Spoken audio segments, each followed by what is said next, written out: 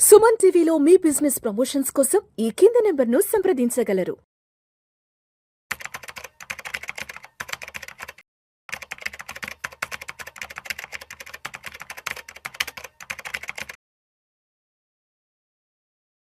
నమస్తే మాధవిరెడ్డి గారు. నమస్తే అండి.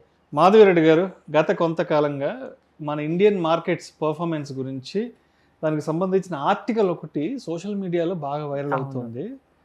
India is now one of the worst performing markets. అంటే ప్రపంచ దేశాల్లోనే మన ఇండియన్ స్టాక్ మార్కెట్స్ అనేవి చాలా నెగటివ్లో అండర్ పెర్ఫార్మింగ్గా ఉన్నాయి. సో అదర్ కంట్రీస్తో పోల్చుకుంటే అదర్ కంట్రీస్ సిచ్యువేషన్ ఎలా ఉందంటే, నాస్డాక్ వచ్చేసి ఆల్మోస్ట్ +18% పాజిటివ్ రిటర్న్స్, కోస్పీ వచ్చేసి 25% పాజిటివ్ రిటర్న్స్, నిక్కీ వచ్చేసి 7.2% పాజిటివ్ రిటర్న్స్, S&P 500 వచ్చేసి ఆల్మోస్ట్ 8% అన్ని పాజిటివ్ రిటర్న్స్ ఎక్సెప్ట్ ఒక ఇండియన్ మార్కెట్. సరే, ఇప్పుడు మొన్నంతా లాస్ట్ 3 monthsగా యుద్ధం వల్ల ప్రపంచ దేశాలన్నీ బాగా ఇబ్బంది పడుతున్నాయి. ప్రపంచ దేశాలని అతలాకుతలం అయిపోయి మాట్లాడుకుంటున్నాం కదా. మరి ఇప్పుడు యుద్ధం ఎఫెక్ట్ అనేది ప్రపంచ దేశాలు మొత్తం తాకింది అన్నప్పుడు మరి మార్కెట్స్ పెర్ఫార్మెన్స్ కూడా ఆల్ ఓవర్ ద వరల్డ్ అన్ని ఉన్న కంట్రీస్కి టచ్ అవ్వాలి కదా. బట్ ఎందుకు ఒక్క ఇండియన్ మార్కెట్ ఒక్కటే ఇన్ని రకాల ఒడిదుడుకుల్ని, ఇన్ని రకాల ఇబ్బందుల్ని, ఇన్ని రకాల బ్యాడ్ సిచ్యువేషన్స్ని ఎదుర్కొంటుంది? The rest of the countries అన్ని కూడా ఆల్మోస్ట్ 20, 30, 40% వరకు రిటర్న్స్ ఇస్తున్నాయి. అదర్ ఏషియన్ కంట్రీస్, తర్వాత యూరోపియన్ మార్కెట్స్ అంతా కూడా. ఏంటి యుద్ధం ఇబ్బంది అనేది ఒక భారతదేశం ఒక్కటి ఎందుకు ఇబ్బంది పెడుతుంది అంటారు?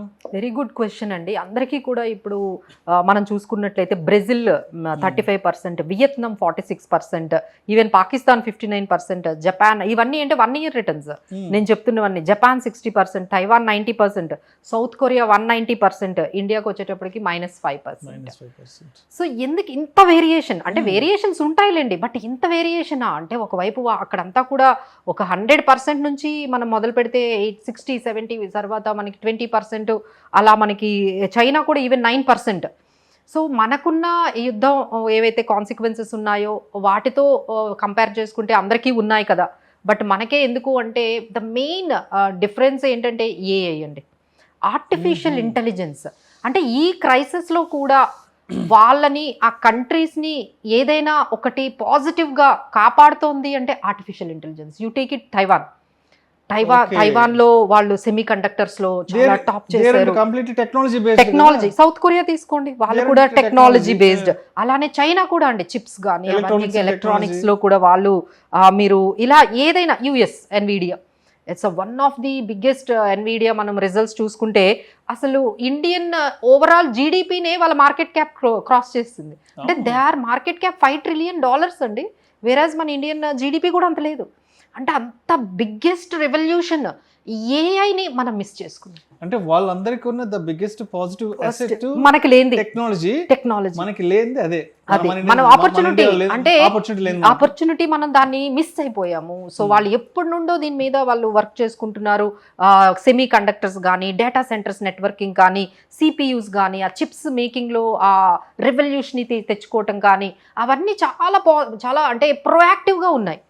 ఈ యుద్ధ సమయంలో కూడా అది వాళ్ళని చాలా వరకు అక్కడ ఉండే ఆ రిటర్న్స్ ఏవైతే ఆ పర్టికులర్ ఏఐ నుంచి వాళ్ళకి తీసుకొచ్చాయో, సో దాని వరకు వాళ్ళకి ఆ పర్టికులర్ కంపెనీస్ అయినా అట్లీస్ట్ పెర్ఫార్మెన్స్ చేయడంలో వాళ్ళ స్టాక్ మార్కెట్స్ పాజిటివ్గా ఉండిపోయాయి. సో మనమైతే మీరు చూసారు కదండి, ఆల్మోస్ట్ ఐటీ ఇండెక్స్ మనకి, అంటే India has now remained as a back office to the world IT కంపెనీస్కి మనం బ్యాక్ ఆఫీస్ లాగే ఉండిపోయాం. ఒక సర్వీస్ ని ప్రొవైడ్ చేసేటట్టుగానే మనం మిగిలిపోయాం. అంటే మన దేశంలో ఉన్న బ్రెయిన్స్ అన్ని బయట దేశాలకు ఎక్స్పోర్ట్ చేస్తున్నాము. మనం ఓన్లీ బ్యాక్, అంటే వాళ్ళకి సపోర్ట్ చేస్తున్నాము, వాళ్ళకి సర్వీస్ ఇస్తున్నాము, వాళ్ళ బ్యాక్ ఆఫీస్ లాగా మనం తయారయ్యాం. కానీ ఏదో ఫెసిలిటీ మేనేజ్మెంట్ అంటారు కదా, సేమ్ అలానే ఉంది. బయట దేశాలకు మనం ఫెసిలిటీ మేనేజ్మెంట్ చేస్తున్నాము. సో దానివల్ల ఇన్నోవేషన్ కానీ, మనం ఆ చిప్ మేకింగ్ లో కానీ, ఆ మ్యానుఫ్యాక్చరింగ్ సెమీ కండక్టర్స్ లో కానీ చాలా మనము డిలే చేసామండి. అదే మనకి మేజర్ ఆ డిఫరెన్స్ ఎందుకు వచ్చింది, అక్కడ యుద్ధంలో ఉన్న ఈ కంట్రీస్కి అసలు 90%, 70%, 69% నుంచి పాజిటివ్లో ఎలా ఉండబోతున్నాయి ఈవెన్ ఈ క్రైసిస్లో. బట్ మనం ఎందుకు లేము అంటే this is one of the main focus మనము మిస్ అయ్యామండి. ఇంకోటి ఏంటంటే మన హ్యాబిట్స్, మన ఇండియన్ హ్యాబిట్స్ లాస్ట్ ఒక 2-3 years నుంచి మీరు గమనించండి, మనకి ఫారెన్ ట్రావెల్ బాగా పెరిగింది. అంటే మనం ఎక్కువగా ఏం చేస్తున్నాము, వాళ్ళకి వాళ్ళ ఎకానమీని పెంచుతున్నాం, మన ఎకానమీని తగ్గించేసుకుంటున్నాం కదండి. సో ఇప్పుడు మీరంతా ఫారెన్ ట్రావెల్ వెళ్ళారనుకోండి, డాలర్స్ ని తీసుకెళ్ళాలి. సో మన ఇండియన్ ఎకానమీని మీరు మీకు ఖర్చు పెట్టకుండా వేరే ఎకానమీస్ ని మీరు పెంచుతున్నారు. ఎడ్యుకేషన్ ఎంత పెరిగిందండి ఇండియాలో, ఎక్కడ ఎంతమంది బయట ఫారెన్ కంట్రీస్ లో వెళ్ళి చదువుతున్నారు. సో వాళ్ళ ఎకానమీస్ కి మనం ఎంత ఉపయోగపడుతున్నాము. అలానే మనం అది కాకుండా మళ్ళీ మనం ఇంకోటి చూసుకుంటే ఫారెన్ ఇన్వెస్ట్మెంట్స్ కూడా బాగా పెరిగిపోయాయండి. ఇప్పుడు డైవర్సిఫికేషన్ అనే పేరుతో, అంటే ఎప్పుడైతే రూపీ ఈ విధంగా డిప్రిషియేట్ అయిపోయిందో అందరికీ ఒకటి అర్థమైందంటే డాలర్స్లోనే మన ఇన్వెస్ట్మెంట్స్ మెయింటైన్ చేసుకోవాలి. అంటే గ్లోబల్ ఇన్వెస్టింగ్ ఎక్కువైపోయింది. గ్లోబల్ ఇన్వెస్ట్మెంట్స్ దాదాపుగా ఒక $400 million ఇక్కడ నుంచి మన ఇండియా నుంచి మన ఇండియన్స్ బయట కంట్రీస్లో విపరీతంగా అంటే డెట్ ఇన్స్ట్రుమెంట్స్లో కానీ, బ్యాంక్ డిపాజిట్స్లో కానీ, స్టాక్స్లో కానీ, ఇలా ఫారెన్ కంట్రీస్లో ఐదర్ మీకు చైనాలో పెడుతున్నారు, యుఎస్లో పెడుతున్నారు, అలానే మనకి తైవాన్ ఇలాంటి కంట్రీస్లో కూడా మన వాళ్ళు ఇన్వెస్ట్ చేసేస్తూ ఉన్నారు. సో ఈ విధంగా మన దగ్గర నుంచి ఉన్న ఏదైతే మనీ ఏదైతే ఉందో అవుట్ఫ్లో అయిపోతుంది, ఏదైతే మనకి కనిపిస్తుంది. మనం సంపాదించుకుందంతా తీసుకెళ్లి బయట దేశాల్లో పోస్తున్నాం, దానివల్ల మన ఎకానమీ వెనక్కి వెళ్ళిపోతుంది, వాళ్ళ ఎకానమీస్ ముందుకు వెళ్తున్నాయి కదండి. సో మనం ఇక్కడికి వెళ్ళి వాళ్ళ ఎకానమీని పెంచుతున్నాం. ఖచ్చితంగా అది మనం చెప్పొచ్చు. టూరిజం బాగా, ట్రావెల్ బాగా అబ్రాడ్కి పెరిగింది, బిజినెస్ ట్రావెల్ పెరిగింది, అలానే బిజినెస్, అలానే మనకి ఈ ఇన్వెస్ట్మెంట్స్ బయట కంట్రీస్ మీద బాగా పెరిగింది. సో దీనివల్ల ఓవరాల్గా మనకేమైందంటే ఫైనల్గా మనకు మిగిలింది ఏంటంటే ట్రేడ్ డెఫిసిట్. ట్రేడ్ డెఫిసిట్ అంటే ఏంటి, మనకి ఇంపోర్ట్స్ ఎక్కువైపోయాయి, ఎక్స్పోర్ట్స్ తగ్గిపోయాయి. అలానే మనకి మిగిలింది ఏంటంటే ఈ కరెంట్ అకౌంట్ డెఫిసిట్, అంటే రెమిటెన్సెస్. ఇప్పుడు మనం మాట్లాడుకున్నది ఏంటంటే రెమిటెన్సెస్, అంటే మన ఇండియా దగ్గర నుంచి మనీ అంతా తీసుకొని వెళ్ళి డాలర్లో కన్వర్ట్ చేసి అక్కడ ఇన్వెస్ట్ చేస్తూ ఉన్నాము. దానికి ఇంకొక మెయిన్ రీజన్ ఏంటంటే దాదాపుగా అంటే 2.6 lakh crore FIIs మనీ దాదాపుగా వెళ్ళిపోయిందండి. అంటే జస్ట్ ఇంకా మే వరకే, ఈ ఇయర్లో అయితే 2.6 lakh crore వెళ్ళిపోయింది. లాస్ట్ ఇయర్ 2025లో అయితే 1.5 lakh crore FIIs మన దగ్గర నుంచి వాళ్ళ డాలర్స్ని బయట కంట్రీస్కి తీసుకువెళ్ళిపోయారు. సో ఇలాంటి సిచ్యువేషన్ అంటే ఆల్రెడీ, అంటే ఇవన్నీ కూడా వార్కు ముందే జరిగాయి. ఇవన్నీ ఈరోజు ఈ లాస్ట్ 2 monthsలో జరిగినవి కాదు. ఈ ఇన్వెస్ట్మెంట్స్ బయట కంట్రీలో చేయడము, ట్రావెల్ బయట కంట్రీలో చేయడము, FIIs ఇవన్నీ, దాంతో ఎప్పుడైతే ఈ వార్ అనే క్రైసిస్ వచ్చిందో ఇంకా మనం మొత్తం బ్రేక్ ఎకానమీనే క్రైసిస్లోకి వెళ్ళిపోయిన పరిస్థితి వచ్చింది. ఎందుకంటే మనం ఒకప్పుడు అండి $160 కూడా ఉంది మీకు పర్ డాలర్. ఒక్కోసారి మీకు మనం బ్యాక్ చూసుకున్నట్లు వెళ్తే $140 కూడా మేము చూసాము. International crude oil prices barrel చూసాము. ఎందుకు ఎప్పుడు చూడలేదంటే చూసాం, $140 లో కూడా మనకి ఎప్పుడైనా పెంచినట్టు కనిపించలేదు. అప్పుడు కూడా మనకి $60, $70 మనకి పెట్రోల్ ప్రైస్ ఉండేది. ఇప్పుడు $100, $120 కూడా తట్టుకోలేని, అంటే మనం మేనేజ్ చేయలేని పరిస్థితుల్లోకి మన ఎకానమీ వెళ్ళిపోయిందంటే మన ట్రేడ్ డెఫిసిట్ని మనం బాగా మేనేజ్ చేసుకోలేదు. ఇక్కడ నుంచి రెమిటెన్సెస్ ఎక్కువ వెళ్ళిపోతున్నాయి బయట కంట్రీస్కి. అందుకని రీసెంట్గా అంటే మోడీ గారు చెప్పారు, దాన్ని మనం పొలిటిసైజ్ చేయకూడదు. ఆయన కానీ ఎలక్షన్స్ ముందే చెప్పినట్లయితే బంగారం కొనొద్దని, లేకపోతే పెట్రోల్ కన్సంప్షన్ కొంచెం తగ్గించండి, ఫారెన్ ట్రావెల్ తగ్గించండి, అవన్నీ ఎప్పుడు చెప్పారండి? ఎలక్షన్స్ అయిపోయి గెలిచిన తర్వాత. అప్పటికే వార్ 2 months 1.5 months 2 months అవుతోంది కదండి. వార్ స్టార్టింగ్ అప్పుడే కొంచెం మనకి పెట్రోల్ ప్రైజెస్ కూడా పెంచలేదు. అప్పుడు మార్చి 1st week అప్పుడు కానీ చెప్పుంటే కొంచెం అప్పటి నుంచే కొంచెం అలర్ట్ అయిపోయే వాళ్ళు. అప్పుడే పెట్రోల్ ప్రైజెస్ అప్పుడే పెంచినట్లయితే కొంచెం ఈ పర్టికులర్, ఇప్పుడు ఎలాగో పెంచుతారండి, ఇప్పుడు ఎలాగో పెంచుతూ ఉన్నారు. ఇప్పటికీ మనకి 3 times పెంచుతూ ఉన్నారు. సో అంటే $100-120 కూడా తట్టుకోలేని సిచ్యువేషన్లో మన వెళ్ళిపోయింది. అంటే ఇది ఒక్క రోజులో జరిగింది కాదు. దిస్ డిస్ట్రక్షన్ ఏఐ మనము ఎప్పుడైతే కంపెనీస్ బాగా గమనిస్తూ ఉన్నాయండి, అంటే ఫారెన్ ఇన్వెస్టర్స్ కూడా గమనిస్తారు కదా, what is so strength about India. Strengths ఏమున్నాయి? ఓకే, ఇక్కడ ఏఐ ఉందా? ఫ్యూచర్ స్ట్రెంగ్త్ లేదు. ఓకే, ఇక్కడ వాళ్ళు కరెంట్ అకౌంట్ బాగా మెయింటైన్ చేస్తున్నారా? ఎక్స్పోర్ట్స్ బాగా ఉన్నాయా? కరెన్సీ వీళ్ళది చాలా స్ట్రాంగ్గా ఉందా?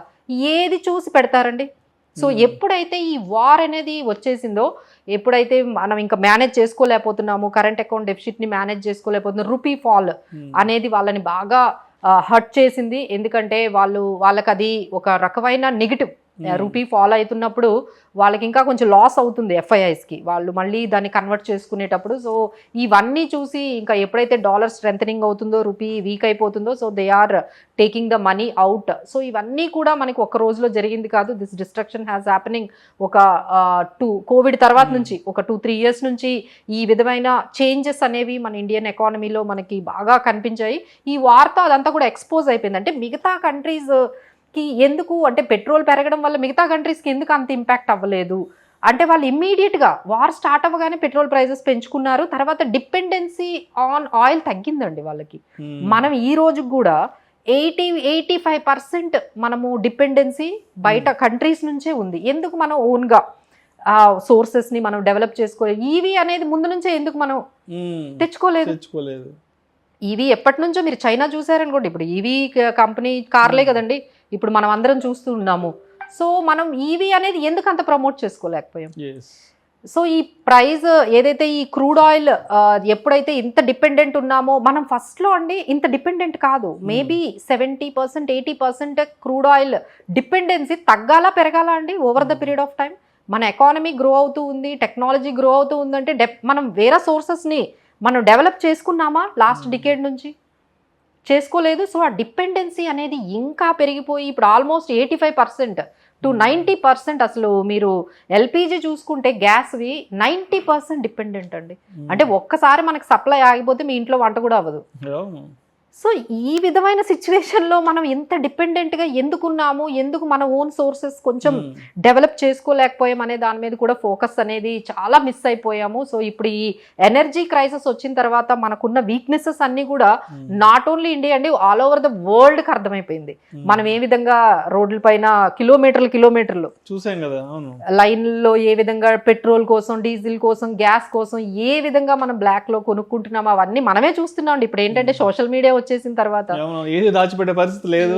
ఏ కంట్రీలో ఏం జరుగుతుందో అందరికి వచ్చేస్తుంది. సో ఇంత వండరబుల్ గా ఉందా ఇక్కడ సిచ్యువేషన్ అంటే ఇంకా ఎవరండి మనకి ఇక్కడ వస్తారు? సో మన అంటే బయట వాళ్ళని పక్కన పెట్టండి, మన వాళ్ళే డైవర్సిఫికేషన్ పేరుతో చాలా వరకు బయట కంట్రీస్లో ఎప్పుడో ఇన్వెస్ట్ చేసి, మీరు దుబాయ్లో కూడా రియల్ ఎస్టేట్లో ఎంత ఇన్వెస్ట్ చేస్తున్నారండి? అంటే ఇండియాలో నుండే కాదండి, రియల్ ఎస్టేట్ బయట బాగా చేస్తున్నారు మన వాళ్ళు.